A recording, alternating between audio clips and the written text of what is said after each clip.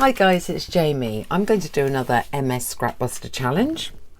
I'm using these old physics revision prompt cards of my son's because he will never ever do physics again, no matter what exam result he gets this August. I'm therefore free to use hundreds of these and recycle them. First thing I'm going to do is gesso over the front, and then when that's dried, gesso over the back with a white gesso, just to get rid or bring down some of this print. Here it is, the new toy, and I got it for £8, which is 10 US dollars. It's a microwave flower press. I've got loads and loads of lavender in my garden. I'm going to go grab some of that and show you what's happened with the microwave flowers. Well, I haven't even looked yet, so let's see what's happened with the microwave flowers. The instructions were do it for 20 seconds, and if the flower was particularly thick, maybe up to another 2 rounds of 20 seconds. And that appears to have worked. They're completely pressed. They're dried. They smell of lavender. Sorry, I had to do that. That is amazing. These are coffee dyed at home, so I haven't purchased them or printed them up. This was an old journal that I never filled in, so I thought the pages were pretty. I ripped them out and coffee dyed them. It's on one of my videos somewhere. All the playlists are written down in the description. I can't remember which video the coffee dyeing's on. I either use a cheap glue stick or PVA glue, which is white glue, school glue. It is the cheapest glue. All I'm doing at the moment is putting plenty of glue, if it would come out, onto these cards and backing one side with that coffee dyed paper. Any scraps off that paper will go into the scrap box, which is already overflowing again, despite having moved a tiny amount of it the other day. And this will just be backed as the back of the journaling card. In other words, the place that the person receiving the journal with this inside it would write upon. As you can see with the white glue, it doesn't stick instantly, so you do have that time to move things about. Because that edge is beautifully browned and I think a slight gilt to the edging, I don't want to be cutting it off on this side when I sort the card and cut it down, so I've actually deliberately taken it back a little bit. To get the air bubbles out, anything that you can push down with, and it's just to push out as much of those air bubbles as you can, so that when it dries you're going to present on your journaling card a relatively flat surface for someone to be able to journal on. So it is worth putting a bit of time and effort into doing this bit. The cards are still a little bit damp, but I wanted to trim them up and show you where we were at. The next stage in the challenge that Melina did, I think you could just use scraps if you wanted to. She used a book page. I actually really like the look of hers, so I am going to use a book page myself. I got this for £1.50 from my local charity shop, and it's the complete Lewis Carroll. I only wanted the Alice in Wonderland and Looking Glass. So at the back you've got all these stories and maths problems that I'm not bothered about having, so I'm going to take some pages out of here that are fine as far as I'm concerned to use as the front of the journal cards. All I'm going to do, trying to ignore the man with the tannoy, is glue this side again with the white glue, spread it out, lay this down where the majority of the print is, cover it. When it's dry, trim round it.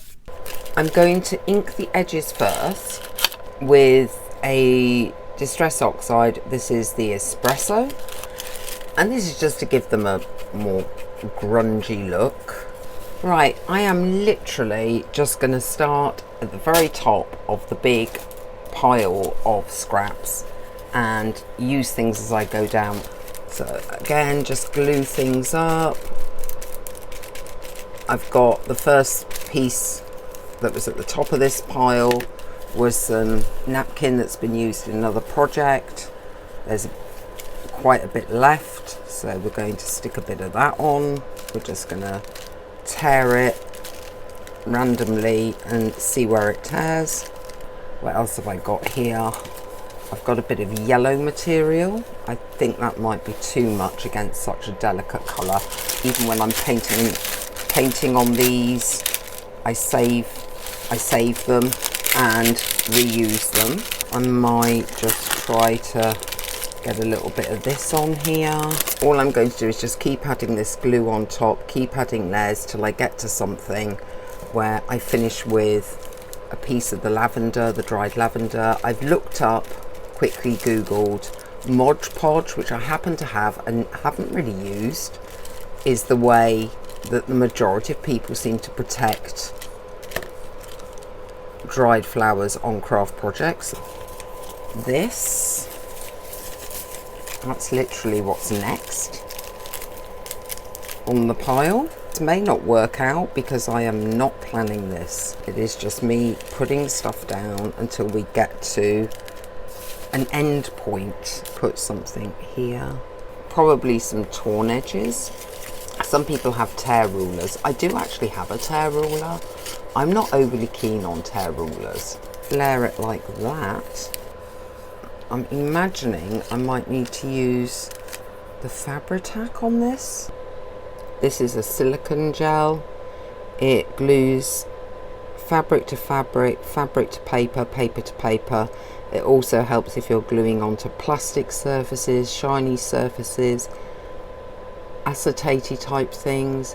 It's really very good. We will go with that. Let's get the Mod Podge. We will set aside to dry and see how that turns out.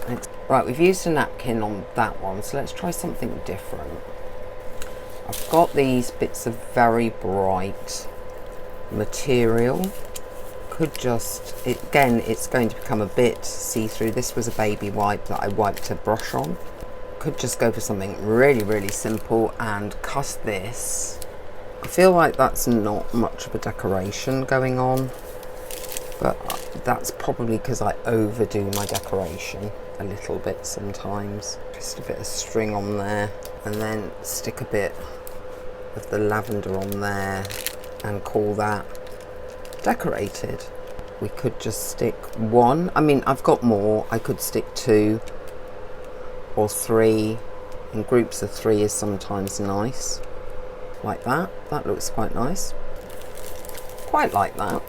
I know we've used napkin, but it was a different design. We want the butterfly on and the pot on, but we don't want the teacup on necessarily. That's really nice just as it is, but we do have these botanical bits of lavender, and it's actually growing on here, so it might be quite fun to cut it down and add some real lavender stems. I think that might be quite fun. There. Okay, a little bit came off in my hand, so I'm gonna leave that be. Part of me is really enjoying keeping these cards fairly straightforward and simple. And now I'm just changing the edging to a dark blue, and then I'm going to edge these bits as well. They will be slightly different shades of blue because that one had obviously had the brown put through it first. I think we might try a purple because lilac is purple. Like that. And that's quite nice. It's definitely different. Potentially even put that behind there.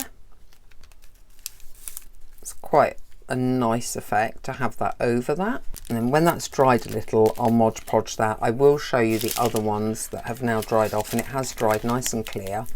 And these are now hopefully fully, they feel it, fully protected from being bashed about. Could even put a second layer on just to make sure. Oops, I'm knocking this about a bit too much.